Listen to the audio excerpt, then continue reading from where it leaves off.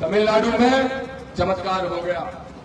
EV Ramaswamy Periyar को मानने वाला एक नौजवान लड़का, मेरी उम्र का, विजय जोसेफ, जो वहां का फिल्मों का एक्टर है, सुपरस्टार, लेकिन एक्टर होने के बाद भी, सुपरस्टार होने के बाद भी उसकी विचारधारा अम्बेडकरवादी है पेरियार पर। और उस विचारधारा की दम पर वो नौजवान लड़का अगर तमिलनाडु में सरकार बना सकता है तो 2026 में तमिलनाडु में एक चमत्कार हुआ, 2027 में हमारे भाई चंद्रशेखर आजाद उत्तर प्रदेश में चमत्कार करेंगे और 2028 में हम सब मिलकर मध्य प्रदेश में चमत्कार करके नीला झंडा गाड़ने का काम करेंगे।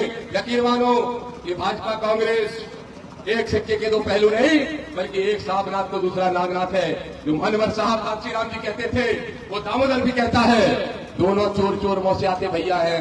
इन दोनों चोरों को सबक सिखाना है। जिस तरीके से हमारे भाई राष्ट्रीय अध्यक्ष आदरणीय चंद्रशेखर आजाद अकेले एक सांसद 500 पे भारी सदन के अंदर, 500 पे भारी एक चंद्रशेखर आजाद, तो आपका बेटा दामोदर भी 229 पे भारी पड़ेगा विधानसभा के अंदर। ये आपसे वादा करने आया हूं। और इतना ही नहीं, जो काम सड़क पे करना है वो सड़क पे होगा, जो सदन में करना है वो सदन में होगा। लेकिन जो डंडा लेके तरेर के सिंध नदी के पार जिसको छोड़ना है, उसको भी आपका भाई दामोदर सिंध नदी के पार छोड़ के आने का काम करेगा। जब हमारे राष्ट्रीय अध्यक्ष ने घोषणा कर दी तो मैंने पूछा मेरे भाइयों से कि बताओ क्या करना चाहिए, तो वहां मौजूद एक भाई ने कहा कि हमेशा के लिए फसाद की अम्मा को उखाड़ के फेंकने के लिए आपको ही मैदान में उतरना चाहिए। और जब जनता ने हुक्म कर दिया तो दामोदर हुक्म का गुलाम है। उस जनता का, उन बहुजन साथियों का, उन संविधानवादियों का तुम्हारा पसीना गिरेगा मेरे बड़ौनी के किसान भाइयों, तो दामोदर खून गिराने का काम करेगा। ये दामोदर वादा करने के लिए आया है। दामोदर तुमसे वादा करता है मेरे भाई बहनों, मैं सरकार का बहाना नहीं बनाऊंगा और न दामोदर यादव न चंद्रशेखर आजाद कोई किसी सरकार का मोहताज नहीं। अगर मोहताज है तो आपके आशीर्वाद और समर्थन का से देखो क्या काम करके हम यहाँ दिखाते हैं। आलो 4 घंटे की कथा था। अब धीरेन्द्र को तो बुलाया, 24 घंटे होते हैं, बकाया 8 घंटे बुक कर लिए। तुम्हारे साथ फोटो सबसे पैसे ले लिए। अब धीरेन्द्र शास्त्री बेचारा पहुंचा, लड़का नौजवान लड़का है, छोटा भाई है मेरा, पर्ची मर्ची फर्जी निकालता रहता है, कुछ आता वाता तो है नहीं। जिसको तुम संत मानते हो उसको तुम्हारा नरोत्तम मिश्रा संत नहीं मानता। धीरेन्द्र को 1 लाख गालियां दी और कहा कि बोल नहीं सकता वो शब्द, जो शब्द बोले, और कहा चुपचाप तैयार होके आ जाओ, तुम्हारी भूखेंगे, चुपचाप फोटो खिंचवाओ आके। अच्छा बेबी डरा गए, हाँ भाई दादा आ रहे हैं, चलो हम तक तैयार हो जाए। तो बिन्ने दादा को दादी को करो रवाना और बिन्ने अपने चैनल से कहीं गाड़ी निकालो। तो गाड़ी निकाली, गाड़ी में बैठे और भाग गए झांसी। बताओ ये धर्म के धंधा है? तो धर्म को धंधा बनाने वाले लोगों से लड़ना क्या गलत है कि सही है? इसलिए लड़ रहा है दामोदर यादव, वो मरते तब तक लड़ेगा और धर्म को धंधा बनाने वालों को जेल भेजने का काम करेगा। ये भी दामोदर यादव कहने के लिए आया। जिस दिन अपने भाई को अपने बीच में से किसी को एमएलए बनाने का काम करने लगोगे, यकीन मानो उस दिन ओला हो चाहे पाला, कुछ भी तुम्हारा नुकसान नहीं बिगड़ पाएगा। अगर ओला पड़ के 40% का नुकसान हो जाएगा तो आपका भाई दामोदर 80% सरकार से दिलाने का काम करेगा। ये दामोदर ताकत से कर सकता है। तो इसलिए मेरे भाइयों, लड़ो पूरी ताकत से। बोलो मैं चुनाव लड़ूंगा कि तुम लड़ोगे? सब लड़के तैयार हो? हाथ उठा के बताओ। जनता लड़ेगी चुनाव, मेरी तरफ से तुम सब चुनाव लड़ोगे? आदरणीय भाई चंद्रशेखर आजाद जी को विश्वास दिला दे, तो हमारे प्रभारी जी प्रदेश अध्यक्ष को विश्वास दिलाओ कि दामोदर आए ना आए, हम लड़ेंगे पूरी ताकत से। हम जिताएंगे अपने भाई को और डबरावादी को टाटा बाय बाय करने का काम करेंगे। ठीक है करेंगे? अब सोचो मेरे भाइयों, ये मदद करने वाले चेहरे असली दुश्मन नहीं है, वो असली हत्यारे नहीं है। जो बंदूक का ट्रैगर दबा रहे हैं वो असली दोषी नहीं है, ट्रैगर दबा रहे हैं वो असली दोषी है। उनकी जमानतें जब्त करने का काम हम सबको करना है। ये मर्डर की राजनीति का मुंह तोड़ जवाब देने का हमको काम करना है। बाल मरेगा, कभी कुशवाहा, कभी जाटव, कभी यादव, कभी गुर्जर, कभी रागीर, कभी रावत, कभी कुर्मी, कभी शैर, कभी साहू, कभी मल्लाह, कभी केवट, कभी मुसलमान। कोई भी मरे, चाहे वो ठाकुर ब्राह्मण वैश्य क्यों ना हो, वो सब मानवता के नाते मेरे भाई। एक आदमी भी अगर मरता है तो उसकी जिम्मेदार सिर्फ वो गुंडे नहीं होते जो उसको मारते हैं, उन गुंडों के सरगना वो नेता होते हैं जिनको तुमने सत्ता में बिठाने का काम किया है। ये दामोदर कहने के लिए आया है। और वादा कर रहा हूं, जिस दिन चुनाव का परिणाम ला दो, यकीन मानो कल्लू कुशवाहा का मर्डर किसने करवाया उस नेता का नाम भी खोलेंगे और 120 की धारा लगवा के उसको भी जेल भिजवाने का काम करेंगे। ये भी दामोदर यादव वादी से कहने के लिए वो काम करने के लिए हम आए हैं। दतिया का चुनाव आज जब सर पे है, आज नहीं तो कल घोषित हो जाएगा। लेकिन जब घोषित हो जाएगा तो मेरे भाइयों, मैं आपसे कहने के लिए आया हूं, 2 साल पहले तुमने हराया 7,500 से, अब दामोदर से वादा करो कि 27,500 हराने का काम करोगे। बोलो, हराने का काम करोगे? जोर से आवाज लगाओ, करोगे? नरोत्तम मिश्रा को चुनाव हराओगे? हाथ उठा के बताओ, हराओगे? मेरे भाइयों, यकीन मानो, अगर तुम वादा पूरा करते हो तो दामोदर भी एक वादा करता है। जिस तरीके से हमारे भाई राष्ट्रीय अध्यक्ष आदरणीय चंद्रशेखर आजाद अकेले एक सांसद 500 पे भारी सदन के अंदर 500 पे भारी है चंद्रशेखर आजाद, तो आपका बेटा दामोदर भी 229 पे भारी पड़ेगा विधानसभा के अंदर। ये आपसे वादा करने आया हूं। और इतना ही नहीं, जो काम सड़क पे करना है वो सड़क पे होगा, जो सदन में करना है वो सदन में होगा, लेकिन जो डंडा लेके तरेर के सिंध नदी के पार जिसको छोड़ना है उसको भी आपका भाई दामोदर सिंध नदी के पार छोड़ के आने का काम करेगा। लेकिन ये ताकत आएगी कहां से? ये ताकत तुम्हारे पास है मेरे भाइयों, तुम्हारे पास है। तुम्हारे वोट की जो ताकत है, जो बाबा साहब अम्बेडकर ने 4-4 बच्चों की कुर्बानी देके तुम्हें दी है, उस ताकत को चुनौती देने का काम कोई गृह मंत्री अगर करता है तो उसको ऐसा सबक सिखाओ कि मंत्री मुख्यमंत्री का सपना देख रहे हैं। मालूम क्या कह रहे? बोले दामोदर यादव आ गया, अब तो और अच्छा हो गया। हमने कहा क्यों भाई, क्यों कह रहा है ऐसा? बोले इसलिए कह रहे कि दामोदर तो है साड़, वो तो लड़ेगा, वो नहीं मानेगा। तो मैंने कहा देखो, मैंने तो राष्ट्रीय अध्यक्ष जी से और आदरणीय तोमर साहब से और प्रदेश अध्यक्ष जी से सिर्फ ये बात की थी कि चुनाव का मौका है, आजाद समाज पार्टी को पूरी ताकत से लड़ना चाहिए। और यकीन मानो वो बैठे हैं बाबूजी, मुझे बताया भी नहीं, और यहाँ पे प्रेस कॉन्फ्रेंस में चुपचाप घोषणा ही कर दी कि दामोदर यादव चुनाव लड़ेगा। अब बताओ, जब हमारे मार्गदर्शक ने घोषणा कर दी, जब हमारे राष्ट्रीय अध्यक्ष ने घोषणा कर दी, तो मैंने पूछा मेरे भाइयों से कि बताओ क्या करना चाहिए। तो वहां मौजूद एक भाई ने कहा कि हमेशा के लिए फसाद की अम्मा को उखाड़ के फेंकने के लिए आपको ही मैदान में उतरना चाहिए। और जब जनता ने हुक्म कर दिया तो दामोदर हुक्म का गुलाम है। उस जनता का, उन बहुजन साथियों का, उन संविधानवादियों का तुम्हारा पसीना गिरेगा मेरे बड़ौनी के किसान भाइयों, तो दामोदर खून गिराने का काम करेगा। ये दामोदर वादा करने के लिए आया है। ये गुंडागर्दी करने वाले लोग इसलिए घबरा रहे हैं। बोले राजेंद्र भारती के रहते तो हम चुनाव लूट लेते थे, अब कैसे लूट पाएंगे? तो सुन लो लूटने वालों, अब तो नहीं लूट पाओगे। कई मुर्रू भैंस को दूध दामोदर भी पिए होगा, तो एक कार्यकर्ता पिए। अगर तुमने एक पोलिंग बूथ में गड़बड़ करी, अगर तुमने एक किसान को आंखें दिखाने की कोशिश करी, अगर तुमने एक कार्यकर्ता को छेड़ने की कोशिश की, तो यकीन मानो लठ मार मार के भगा के डबरा छोड़ के आएंगे। और चमचो तुम भी सुन लेना, चमचो या तो सुधर जाओ, चमचो या तो सुधर जाओ, नहीं बचा पाएंगे उनके अधिकारी भी तुम्हें, और वो अधिकारी भी सुधर जाए। पहले भी मैंने कहा है, कलेक्टर ने अच्छा काम किया दतिया में, पुराने एसपी ने भी अच्छा काम किया, मुझे उम्मीद है नए एसपी भी अच्छा काम करेंगे। लेकिन कुछ बैठे हैं भक्ति में। काय की भक्ति? दादा भक्ति, दादा भक्ति, दादा भक्ति। ए सुन लो भक्तों, तुम्हारे दादा को तो भाई बना देंगे, हम ध्यान रख लेना। दादा भाई कहां जाएंगे नहीं मालूम, लेकिन तुम अपना सोचो कि तुम कहां जाओगे।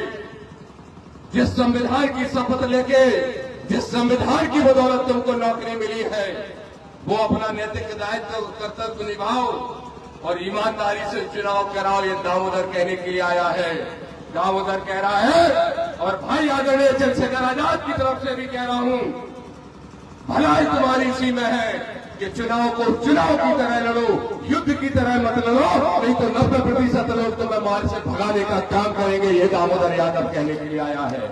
दामोदर की आवाज किसानों की आवाज है, दामोदर की आवाज गांव में रहने वाले गरीब की आवाज है, दामोदर की आवाज उस बेरोजगार नौजवान की आवाज है, दामोदर की आवाज उस महिला की आवाज है, उस महिला शक्ति की आवाज है, उन किसान और मजदूरों और शोषित वंचितों की आवाज है जिनका शोषण तुम पिछले 15 साल से कर रहे हो।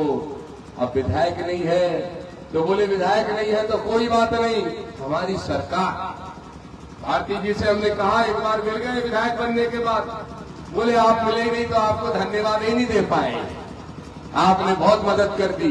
मैंने कहा फोन खराब हो गया था क्या बैलेंस खराब हो गया था, वही पे दे देते, फोन में बैलेंस नहीं था। लेकिन चलो जब आपने धन्यवाद दिया तभी ठीक। मैंने सुझाव दिया था उनको कि लोगों ने सिर्फ इसलिए विधायक नहीं बनाया आपको कि नरोत्तम मिश्रा को हराना था, इसलिए भी बनाया कि नरोत्तम मिश्रा को भगाना था। और भगाने में क्यों कमजोर पड़ रहे हो? तो भारती जी कहते हैं आप जानते हो अपनी सरकार नहीं है, लेकिन दामोदर तुमसे वादा करता है मेरे भाई बहनों, मैं सरकार का बहाना नहीं बनाऊंगा और न दामोदर यादव न चंद्रशेखर आजाद कोई किसी सरकार का मोहताज नहीं। अगर मोहताज हो तो आपके आशीर्वाद और समर्थन का त्याग से फिर देखोगे क्या काम करके हम यहां दिखाते हैं। अब क्या कह रहे हैं कि दामोदर यादव जीतेगा, दामोदर यादव धर्म विरोधी, या दुष्प्रचार कर रहे हैं। दामोदर यादव तो धर्म विरोधी है। अरे दामोदर यादव किसी धर्म का विरोधी नहीं, किसी संत का विरोधी नहीं।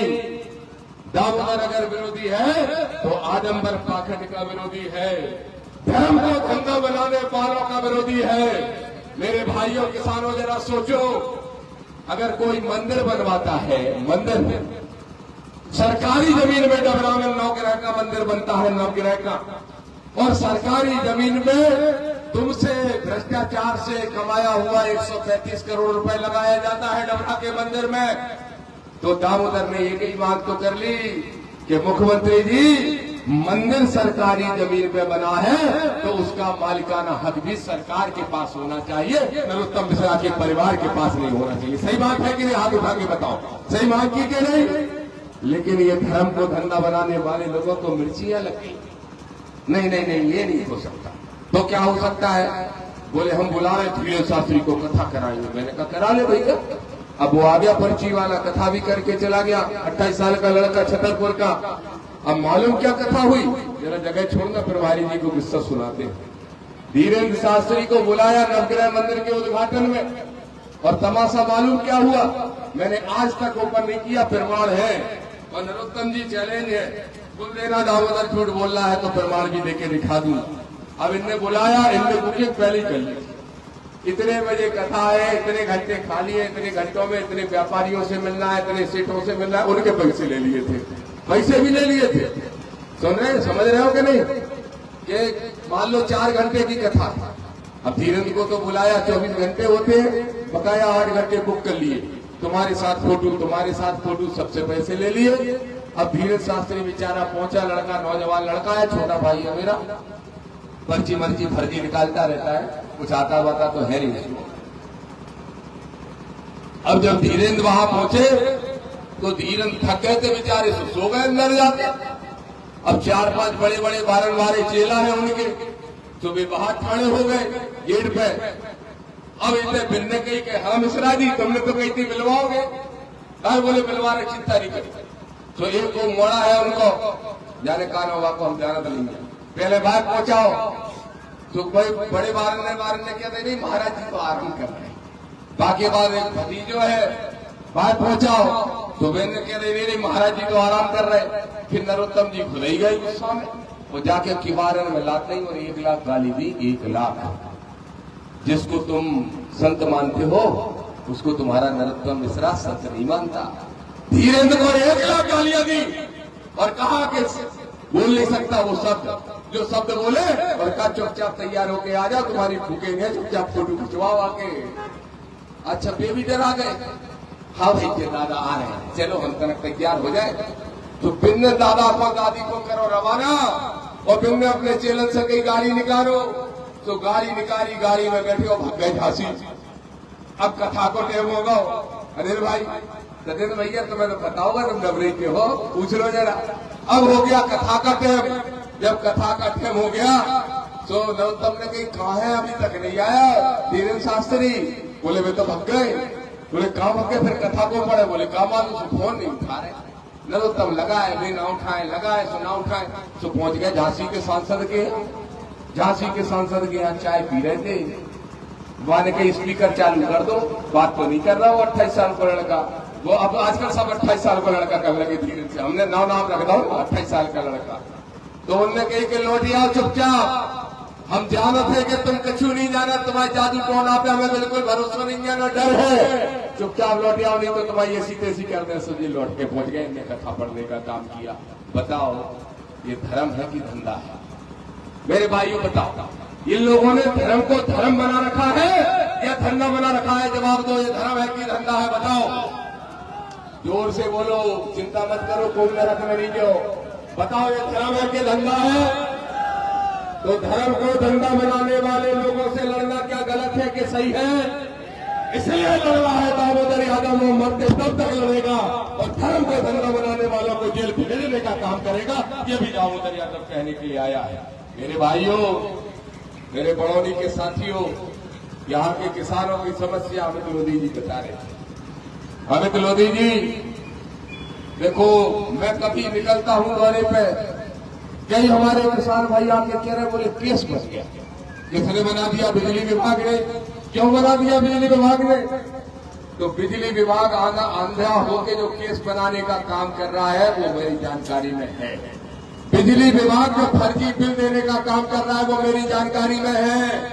जो खाद के लिए तुम्हें लाठी खानी पड़ रही है वो ब्लैक हो रहा है वो मेरी जानकारी में है। और इतना ही नहीं, ये शुगर मिल का मालिक जो तुमको लूटने का काम कर रहा है वो भी दामोदर की जानकारी में है। आपको सबको पता होगा, सन 2003 में जब डबरा का शुगर मिल लूटने का काम कर रहा था, तो बोलो गन्ना किसानों की लड़ाई दामोदर ने लड़ी थी कि नहीं लड़ी थी? कितने लोगों को मालूम है? बताओ, हाथ उठा के बताओ, कितने को मालूम? सबको मालूम है। आदरणीय प्रभारी जी 3 बार किया आंदोलन, 4 बार गया जेल। नासिर बख्श मंसूरी हर बार मेरे साथ जाते थे और जब जब जेल गए, एक बार तो ऐसा आंदोलन हो रहा कि 12 करोड़ रुपया बाकी जिसपे ये नवग्रह मंदिर बना है उसी जमीन पे बना है। मेरे भाई बहनों, किसकी जमीन? शुगर मिल की जमीन। और अगर शुगर मिल की जमीन लीज पे दी सरकार ने तो लीज धारक दूसरे को रजिस्ट्री करा सकता है क्या? नहीं करा सकता। अगर तुम्हें हमने मकान अपना किराए से रहने को दे दिया तो तुम क्या किसी को रजिस्ट्री करा दोगे? सरकार ने जमीन दी थी शुगर मिल के लिए, 12 करोड़ रुपए शुगर मिल पे बकाया था, किसानों का पैसा नहीं मिल रहा था और किसानों ने कहा हम तो अपने गुड़ के क्रेशर लगाएंगे, खेत पे गुड़ बनाएंगे और बेचेंगे। तो यही नरोत्तम मिश्रा ने शुगर मिल के मालिक के साथ मिलके ये कानून बनवा दिया था कि ये क्षेत्र आरक्षित है, यहाँ जो भी गुड़ के क्रेशर लगाएगा वो जेल जाने का काम करेगा। और जब किसान जेल जाने लगे, जब कोई नहीं सुन रहा था, तब आपका भाई दामोदर खड़ा हुआ, 1000 किसान सड़क पे खड़े हुए, गोरा घाट पहने भाई चक्का जाम किया। सुबह 10 बजे से शाम के 5-6 बजे तक कलेक्टर एसपी को वहां खड़ा रखा धूप में और कह दिया कि आज के बाद अगर कोई पुलिस वाला गुड़ क्रेशर रोकने गया तो बताने की जरूरत नहीं, तुम जानते हो क्या बोला होगा मैंने। और मालूम क्या हुआ? उस दिन से लेके आज तक 20 साल तक गुड़ के क्रेशर सबके अपने अपने चल रहे हैं। बोलो चल रहे हैं कि नहीं चल रहे हैं? तो ये आंदोलन अगर हम वहां कर सकते हैं तो यहाँ के शुगर मिल वाले सुन ले, तू भी सुन ले ध्यान से। वो तो बड़ा आदमी था, तू तो छोटा सा है, छोटा सा। तुझे खा जाएंगे और डकार नहीं लेंगे।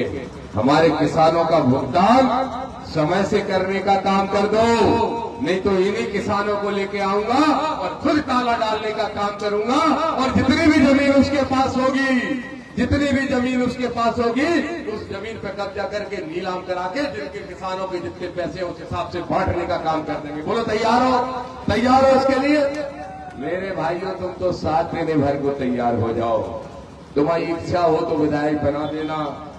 विधायक बना दोगे तो सदन में लड़ेंगे, विधायक बना दोगे और फिर यहाँ आएंगे बरौनी बस स्टैंड पे तो कलेक्टर एसपी खड़े मिलेंगे।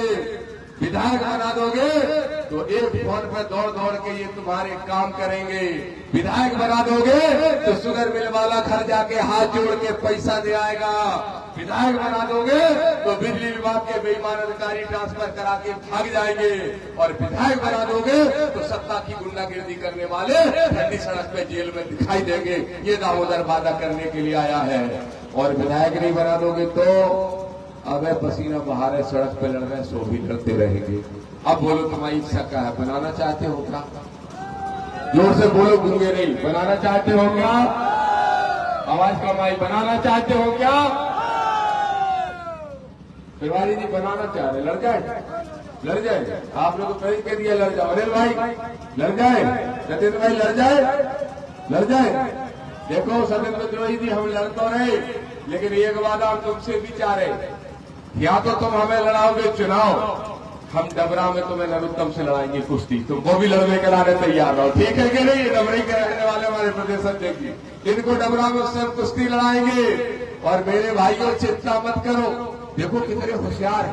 होशियार तो है हमारा पुराना दोस्त नरोत्तम मिश्रा। होशियार कैसे है सुनो। तिवारी जी, एक ग्रह के डर के मारे लोग चक्कर काटते रहते हैं। क्या होगा? दिना खराब चल रहा है। हाँ बोले गिरा खराब चल रहा है। दिना खराब नहीं, गिरा। बोले कौन सा? राहु, केतु, शनि, फलानो ढिकानो, कौन सा ठीक नहीं है? तो कल जोशी ने बता दा जो बारो ठीक नहीं है, सरसों को तेल जलाओ, तिली चढ़ाओ, जो करो वो करो तो ठीक हो जाए। नरोत्तम ने सोची कि जब भय के दम पे ही धंधा चल रहा है तो नौग्रह की जगह बांध लो। अब हमने तो सुना है कि नौग्रह रावण भी नहीं बांध पाया था, तो ये तो रावण से भी बड़ा हो गया कि नहीं? क्यों? नौग्रह रावण ने भी बांध पाए थे का? बांध पाए थे? नहीं बांध पाए थे। वैसे तो हम रावण फावड़ मानते नहीं है, हम काल्पनिक बातें मानते हैं, लेकिन तुम मानते हो, इसलिए तुमसे पूछ रहे हैं कि बताओ जो रावण नौग्रह नहीं बांध पाया, तो रावण इतना बड़ा राक्षस बताते हो तुम सब लोग, तो फिर ये कितने बड़े होंगे? बताओ ये कितने बड़े होंगे? 9 बांध रहे कई जगह, वो बेरले पट्टा में, वो काय किनारे बढ़ रहे। 10,000 करोड़ की जमीन लगी है मंदिर के नाम से। समझ में आ गई बात? प्लॉटिंग करके बेच रहे। सुनो नारू, नरोत्तम मिश्रा, तुम्हारे जितने भी प्लॉट है, ये बड़ौनी के किसान भाई एक बार दामोदर को विधायक बना दे, अगली बार तुम्हारे सारे सरकारी प्लॉट छुना के और गरीब किसानों में और जनता में बांटने का काम करेंगे। दामोदर चुनौती से कह रहा है, चुनौती से कह रहा है। और तुम जो चिंता कर रहे हो कि अब गुंडागिर्दी नहीं हो पाएगी, मत करना, भलाई तुम्हारी इसी में है। या तो हमें राज्यसभा की जुगाड़ लगा लो, निकल जाओ, राज्यसभा की सीटें बट ही रही है, तुम्हारी भलाई इसी में है कि राज्यसभा की जुगाड़ लगा लो, राज्यसभा के सांसद बन जाओ, निकल जाओ। और अगर राज्यसभा के सांसद बन के नहीं निकल रहे तो आ जाओ, चुनाव लड़ लो, लेकिन लड़ियो प्यार से। अगर तकरार की तो तकरार का अंजाम क्या होगा ये बताने की जरूरत नहीं है, हमारा एक एक कार्यकर्ता बताएगा। और हर कार्यकर्ता ही नहीं, गांव में रहने वाला एक एक किसान मजदूर बताएगा। ये चुनाव दामोदर यादव नहीं, बल्कि एक एक किसान, गांव में रहने वाला मजदूर और एक एक नौजवान माता बहन चुनाव लड़ने का काम करेंगी। ये चुनाव दामोदर का नहीं, ये चुनाव दतिया को आजाद कराने का चुनाव है। ये चुनाव दामोदर का चुनाव नहीं, संविधान को बचाने का चुनाव है। ये चुनाव धर्म के धंधे को बनाने वाले लोगों को ठिकाने लगाने का चुनाव है। मेरे किसान भाइयों, कब तक लुटते रहोगे, कब तक पिटते रहोगे? ओला पड़ गए सो किस्मत फरो रहे, सूखा पड़ गई सो किस्मत फरो रहे, खाद नहीं मिल रहा सो किस्मत फरो रहे। तुम्हारी किस्मत खराब नहीं है, तुमने वोट का अधिकार ठीक से उपयोग नहीं किया, ये सोच समझ खराब है। इस समझ को जिस दिन ठीक कर लोगे, जिस दिन अपने भाई को अपने बीच में से किसी को एमएलए बनाने का काम करने लगोगे, यकीन मानो उस दिन ओला हो चाहे पाला, कुछ भी तुम्हारा नुकसान नहीं बिगड़ पाएगा। अगर ओला पड़ के 40% का नुकसान हो जाएगा तो आपका भाई दामोदर 80% सरकार से दिलाने का काम करेगा। ये दामोदर ताकत से कर सकता है। तो इसलिए मेरे भाइयों, लड़ो पूरी ताकत से। बोलो मैं चुनाव लड़ूंगा कि तुम लड़ोगे? सब लड़ने तैयार हो? हाथ उठा के बताओ। जनता लड़ेगी चुनाव, मेरी तरफ से तुम सब चुनाव लड़ोगे?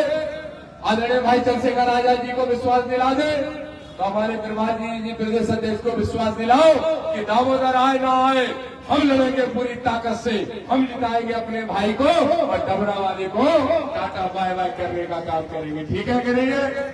अब मेरे साथियों, एक और विषय है मर्डर की राजनीति। प्रभारी जी को देख ले लो जरा, विजय सचदेव जी को, उनसे बातें करना है। देखो साहब, ये दतिया बड़ा शांत था।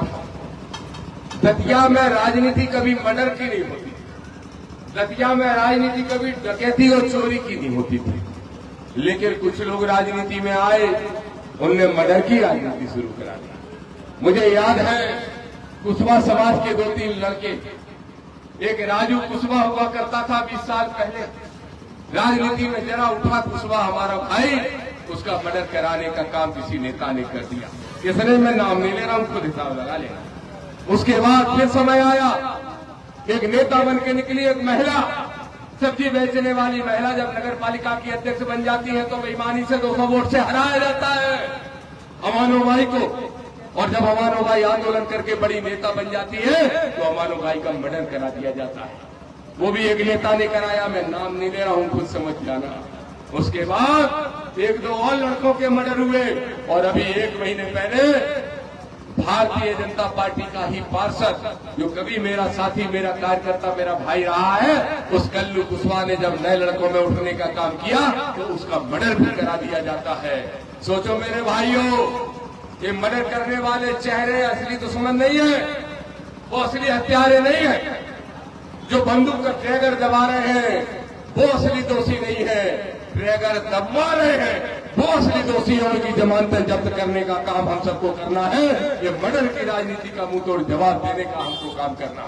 एक पाल समाज का केसा बता रहे थे, कौन से गांव में, धौर्रा बलौन कला में, क्या नाम है, बाबू पाल।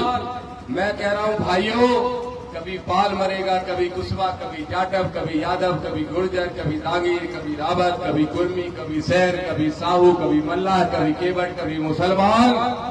कोई भी मरे, चाहे वो ठाकुर ब्राह्मण वैश्य क्यों ना हो, वो सब मानवता के नाते मेरे भाई।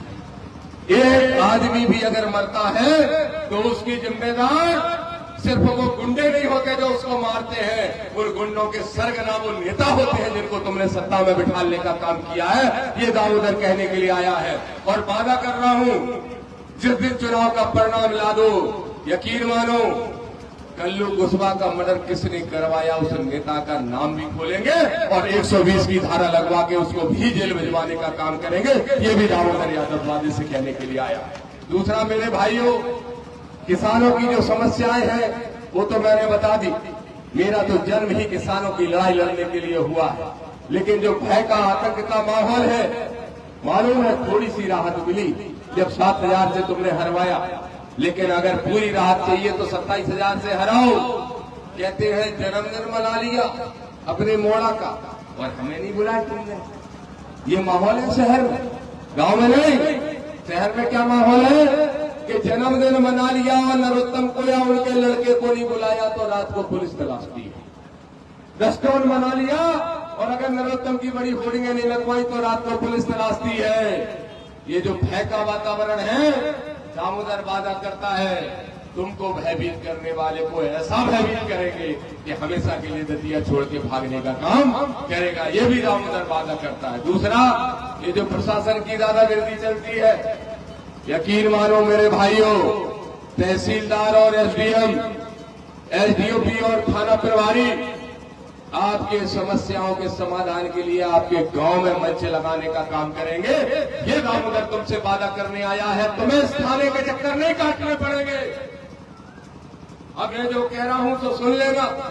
ये अधिकारी कहेंगे हरा दो ऐसे आदमी को, तुमसे भी कहेंगे हरा दो ऐसे आदमी को। इनकी नहीं मानना है, इनकी मान गए तो हरा दोगे हमें, लेकिन अगर हमें जिता दोगे तो जो तुम आज इनके चक्कर काट रहे, कल ये तुम्हारे चक्कर काटने का काम करेंगे। ये दामोदर तुमसे कहने के लिए आया है। दूसरा, एक और बात कहूंगा, आडंबर और पाखंड के खिलाफ जो जंग हमने छेड़ी है वो किसी व्यक्ति, किसी जाति के खिलाफ नहीं। दामोदर यादव किसी जाति का विरोधी नहीं है, किसी व्यक्ति का विरोधी नहीं है। लेकिन जो अपनी पापोती समझते हैं धर्म को, जो जाति के आधार पर तुमको, हमको छोटा बड़ा, ऊंचा नीचा बताने की कोशिश करते हैं, उनको मुंह तोड़ जवाब नहीं देने निकला है दामोदर।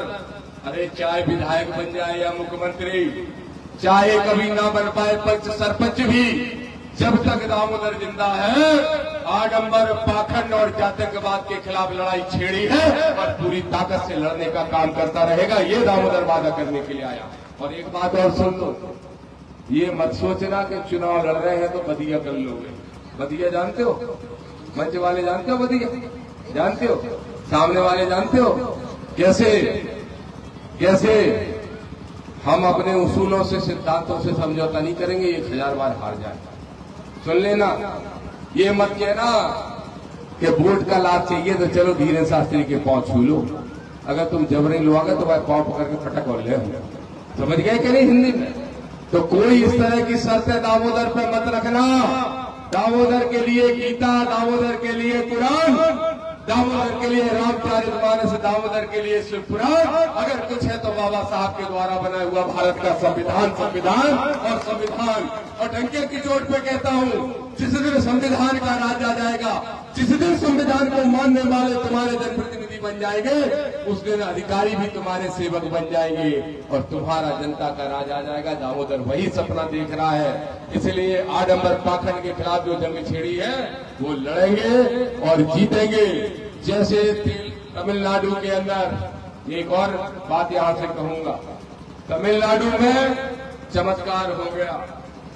ईवी रामास्वामी पेरियार को मानने वाला एक नौजवान लड़का, मेरी उम्र का, विजय जोसेफ, जो वहां का फिल्मों का एक्टर है, सुपरस्टार, लेकिन एक्टर होने के बाद भी, सुपरस्टार होने के बाद भी उसकी विचारधारा अम्बेडकरवादी है, पेरियारवादी। और उस विचारधारा की दम पर वो नौजवान लड़का अगर तमिलनाडु में सरकार बना सकता है तो 2026 में तमिलनाडु में एक चमत्कार हुआ। 2027 में हमारे भाई चंद्रशेखर आजाद उत्तर प्रदेश में चमत्कार करेंगे और 2028 में हम सब मिलकर मध्य प्रदेश में चमत्कार करके नीला झंडा गाड़ने का काम करेंगे। यकीन मानो, ये भाजपा कांग्रेस एक सिक्के के दो पहलू नहीं, बल्कि एक साहबनाथ तो दूसरा नागनाथ है। जो मनवर साहब काशी राम जी कहते थे, वो दामोदर भी कहता है, दोनों चोर चोर मुंह से आते भैया हैं। इन दोनों चोरों को सबक सिखाना है, इसको आपकी दम पर पूरा करेंगे। और अंत में कहूंगा, 6 जून को बताया मेरे साथियों ने कि बिलारी में बाबा साहब के जन्म जयंती से उपलक्ष्य में या कोई कार्यक्रम प्रदेश स्तरीय होता, बुरा बता रहे 20-25 हजार लोग आ रहे हैं। मुझसे भी कह रहे थे, मैं भी पहुंचने का प्रयास करूंगा, आप सब भी सहयोग देने का काम करना। दूसरा, बुंदेलखंड निर्माण मोर्चा के साथी हमारे पास आए हैं, वो चाहते हैं कि बुंदेलखंड राज्य अलग से बने, उसमें मेरा भी समर्थन मिले। तो मैं आप सब साथियों से कहूंगा कि हम भी बुंदेलखंड राज्य अलग से बनाने के पक्ष में हैं। ये मैंने राष्ट्रीय अध्यक्ष जी से सहमति इस बात की ले ली है। लेकिन अंत में यही कहूंगा, एक गाना है फिल्म का, वो गा के अपना भाषण खत्म करूंगा। क्यों डॉक्टर साहब सुना दे? बिल्लू भाई तुम याद हो? एक पुरानी फिल्म का गाना है, हमको भी गम ने मारा, हमको भी गम ने मारा, तुमको भी गम ने मारा, हम सबको गम ने मारा, इस गम को मार डालो। और इस गम का नाम है वो चेहरा जिसके निकलते से ही हाथ जोड़ने पड़ते हैं मजबूरी में दादा दादा कह के। मन में तो गालियां चलती हैं, लेकिन सामने दादा दादा दादा। यकीन मानो, दादा या तो अपने सामने से दादा लिखना बंद कर देंगे या फिर दतिया आना बंद कर देंगे। एक बार ताकत देने का काम करो। जय भीम, जय भारत, जय संविधान। अब यहाँ जो अधिकारी